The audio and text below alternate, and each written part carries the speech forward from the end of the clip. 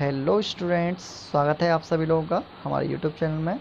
और मैं हूं आकाश शर्मा। आज आप लोगों के लिए एक नई वीडियो लेकर आया हूं और इस वीडियो में हम देखेंगे रिक्त स्थानों की पूर्ति कीजिए। हमारा चैप्टर मानव जनन से संबंधित है। इसमें हम विभिन्न प्रकार की चीज़ों को देखेंगे, ठीक है ना। और उसके साथ आपको बता दें कि इससे पहले 2 वीडियो मैं आप लोगों को डाल चुका हूं जो यूपी बोर्ड के वेरी इंपॉर्टेंट के डिफरेंस जो मैंने आप लोगों को समझाए हैं, उन वीडियो को आप देख लीजिएगा। और ये वीडियो अगर आप लोगों को अच्छी लगे तो आप इसे लाइक ज़रूर कीजिएगा। देखिए, मानव उत्पत्ति वाला है तो मानव में अलैंगिक जनन होता है या लैंगिक जनन? तो आप कहेंगे कि मानव में होता है लैंगिक जनन, अलैंगिक जनन हमारे अंदर नहीं होता। तो उत्तर क्या आएगा? लैंगिक जनन। दूसरी तरफ मानव है, मानव कैसा है? अंड प्रजक, सजीव प्रजक या अंड जरायुज? तो मानव जो होता है अंडे नहीं देता, मतलब मादा अंडे नहीं देती। सजीव प्रजक, सजीव प्रजक को बोलते हैं शिशु देने वाले प्राणी। तो मानव जो होता है सजीव प्रजक प्राणी है, शिशुओं को जन्म देता है। मानव में निषेचन होता है, बाह्य निषेचन होता है या आंतरिक? तो देखो, बाह्य निषेचन उनमें होता है जो पानी में रहने वाले जीवधारी होते हैं, जैसे मेढक, मछलियाँ वगैरह जो होती हैं। आंतरिक निषेचन उसे कहते हैं जब निषेचन की क्रिया मादा के शरीर के अंदर होती है तो उसे आंतरिक निषेचन कहा जाता है, और ये क्रिया मादा के फलोपियन नलिका के अंदर होती है। अगला हमारा क्वेश्चन है, नर तथा मादा युग्मक होते हैं, कैसे होंगे? अगुणित या द्विगुणित?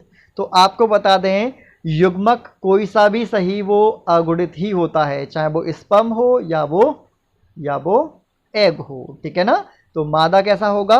मादा या नर युग्मक कैसे होते हैं? अगुणित होते हैं। क्लियर?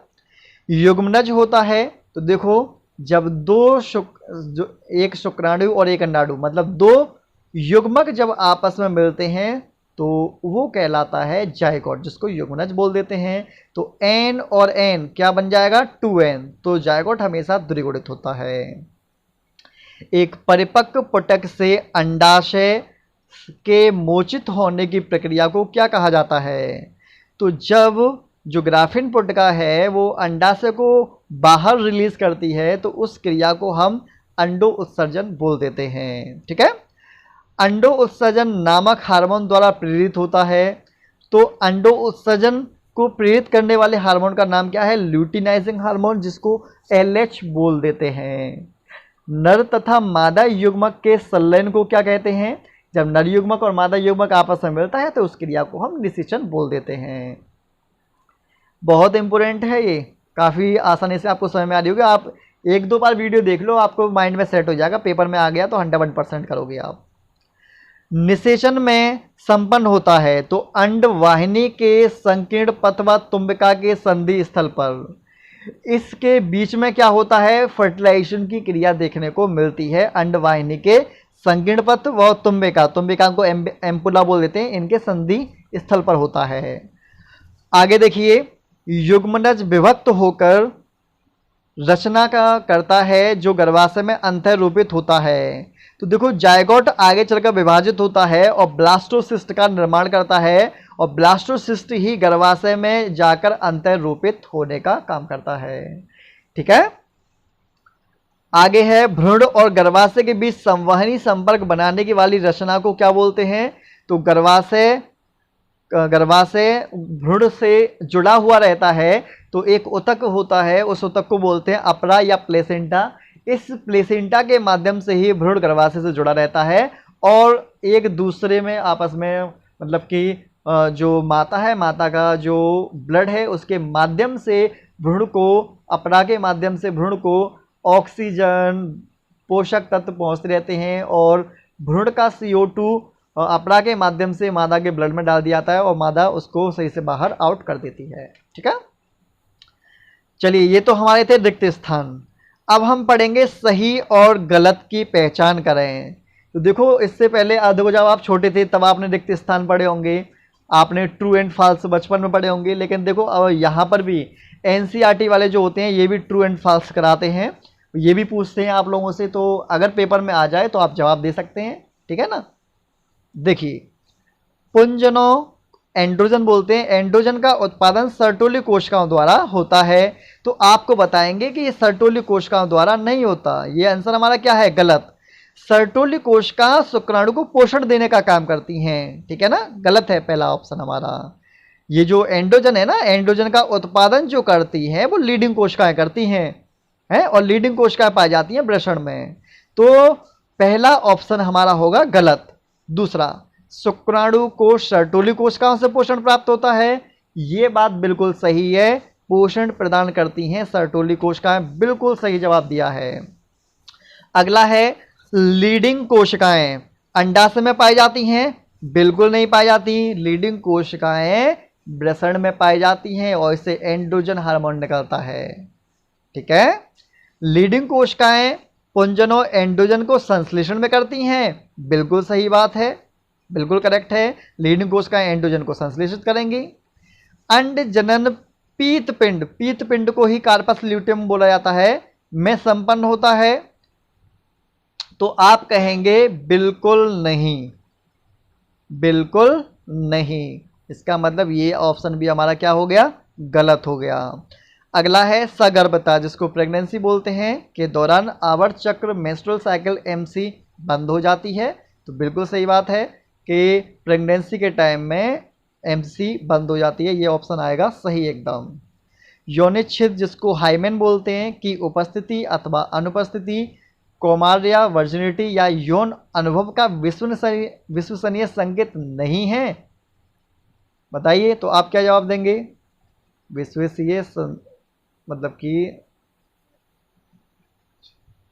अरे क्या हो गया, तो आप कहेंगे, देखिए, यौनिच्छेद की उपस्थिति अथवा अनुपस्थिति यौन अनुभव का विश्वसनीय संकेत नहीं है, तो आप कहेंगे हाँ बिल्कुल सही बात है। देखिए, यौनिच्छेद हाइमन जो होती है, जिसको यौनी की झिल्ली बोलते हैं, अगर वो है या नहीं है, तो हम, अगर वो नहीं है तो हम ये नहीं कह सकते कि उसने किसी के साथ संबंध बनाया हुआ तभी यौनिच्छेद ब्रेक हुई है, क्योंकि यौनिच्छेद घुड़सवारी करने से, साइकिल चलाने से, फुटबॉल खेलने से, एक्सरसाइज करने से भी ब्रेक हो सकती है। तो केवल और केवल हम ये नहीं कह सकते कि मैथुन के दौरान ही यौनिच्छेद ब्रेक हुई है, ठीक है। तो ये आंसर भी हमारा क्या हो जाएगा, सही हो जाएगा, ठीक है। तो इस तरीके से आपने देखा सही गलत। आइए इससे आगे हम एक अंतर भी और देख लेते हैं, विदलन और समसूत्री विभाजन में अंतर। तो विदलन और समसूत्री विभाजन में क्या अंतर है, आइए हम देख ले हैं।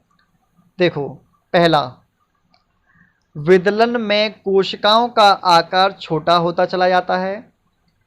विदलन में जो होता है, मान लीजिए इस तरीके से समझिए, ये मेरे पास कोई जायगोट है, इसी में क्या होगा, विदलन हो रहा है, कोशिकाओं की संख्या बढ़ रही है, ठीक है। तो आपने देखा कि इसमें कोशिका का आकार नहीं बढ़ रहा, कोशिका का आकार छोटा होता जा रहा है, कोशिका का आकार छोटा होता जा रहा है। इससे बनने वाली कोशिकाओं का आकार छोटा नहीं होता, तो इसमें क्या होती है, जैसे मान लो ये कोशिका है उतनी बड़ी और कोशिका ये बन गई, तो इसमें कोशिका का आकार में कोई छोटा नहीं होता। यह युग्मनज अनिश्चित अंडे में होता है, अनिश्चित अंडे में या युग्मनज में ये होगा। दूसरी तरफ यह अधिकांश कायिक कोशिका में होता है। तो विदलन जायगोट में होता है, जबकि समसूत्री विभाजन कायिक कोशिकाओं में देखने को मिलता है, ठीक है। विदलन के कोशिका विभाजन के पश्चात इंटरफेस तथा वृद्धि काल नहीं होता, ये वाली बात ध्यान रखना, उसने नहीं बोला है वृद्धि काल नहीं होगी इसमें, और इंटरफेस अवस्था भी नहीं होगी। जबकि इसमें प्रत्येक कोशिका विभाजन के बाद इंटरफेस भी मिलता है और वृद्धि काल की अवस्था भी देखने को इनमें मिलती है। अगला, विदलन में डीऑक्सीराइबो न्यूक्लिक अम्ल, जिसको डीएनए बोल देते हैं, शीघ्रता से बनता है। इसमें डीएनए बनने की क्रिया धीमी होती है। समसूत्री विभाजन में डीएनए धीमी गति से बनेगा, लेकिन विदलन में डीऑक्सीराइबो न्यूक्लिक एसिड तेजी से बनता है, शीघ्रता से बनता है। विदलन में कोशिका विभाजन बहुत तेजी से होता है, तो बहुत तेजी के साथ क्या होगा, कोशिका विभाजन होगा विदलन के अंदर। समसूत्री विभाजन में कोशिका विभाजन कम तेजी से होता है। अगर समसूत्री विभाजन हो रहा है तो कोशिका विभाजन होगा पर कम तेजी से होगा। ऑक्सीजन का प्रयोग प्रचुर मात्रा में, सिंपल सी बात है, जितनी तेजी के साथ कोशिका विभाजन होगा ऑक्सीजन का उपयोग भी उतना ही ज़्यादा मात्रा में होगा। ऑक्सीजन का प्रयोग कम मात्रा में, क्योंकि ये धीमी गति से होता है, जो धीमी गति से होगा वहां पर ऑक्सीजन की कमी कम मात्रा में प्रयोग होगा। तो इस तरीके से यहाँ पर विदलन और समसूत्र विभाजन देखा। आप नोट्स जरूर बनाते चलिए। एक छोटी सी कॉपी ले लीजिए 10-15 रुपये वाली, उसमें क्या करें, विभिन्न प्रकार के अंतरों को लिखते चलिए, ठीक है ना। या फिर आप चैप्टर के लास्ट में चैप्टर से संबंधित जो भी अंतर है उसे आप लिखते चलिएगा। आइए आगे बढ़ते हैं। आइए यहाँ पर आपने और देखा कि निम्न कथनों को सही कीजिए। आपके पास कथन दे रखे होंगे, उन कथनों को हमें क्या करना है, सही करना है। चलो देखते हैं। गर्भ निरोधक के शल्य क्रियात्मक उपाय युग्मक बनने को रोकते हैं। हमें इस बात को क्या करना है, सही। तो गर्भ निरोधक के शल्य क्रियात्मक उपाय युग्मक परिवहन तथा युग्मक संचार को रोकते हैं। ऐसा नहीं कि युग्मक को बनने को रोकेंगे, नहीं, ये युग्मक के परिवहन को रोकने का काम करते हैं, ना कि युग्मक के बनने को रोकते हैं। तो पहला आपने सही कर दिया है, आप बहुत इंटेलिजेंट हैं।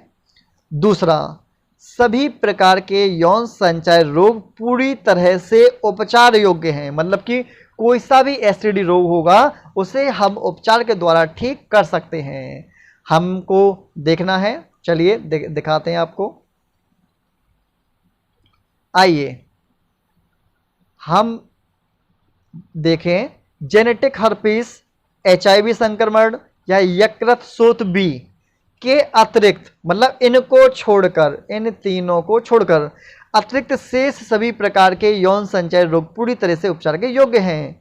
यदि इन्हें सही समय पर इलाज कराया जाए तो ये ठीक हो सकते हैं, लेकिन नहीं तो ये अभी लाइलाज है। आपने तो सुना भी होगा, एड्स का कोई अभी भी इलाज नहीं आया है, लाइलाज बीमारी है।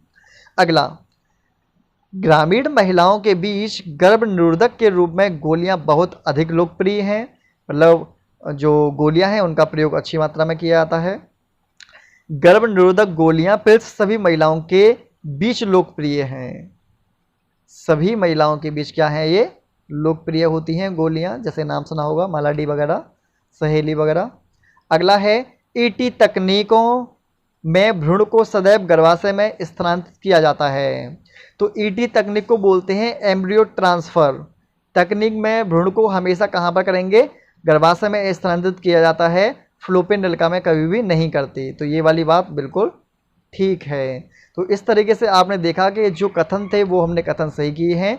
ये मोस्ट इम्पोर्टेंट है। आपको बता दें कि इसमें 2 चैप्टर, मानव स्वास्थ्य और मानव जनन और मानव स्वास्थ्य किससे संबंधित जो चीज़ें हैं वो बताई जा चुकी हैं।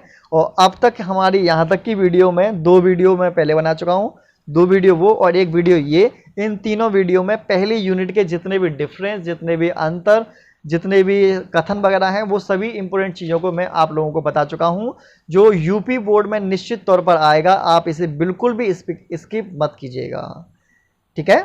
अगर आपको हमारी वीडियो पसंद आई हो तो इसे लाइक और सब्सक्राइब जरूर कर दीजिएगा। सभी लोगों के लिए जय रस्तु, टाटा बाय बाय।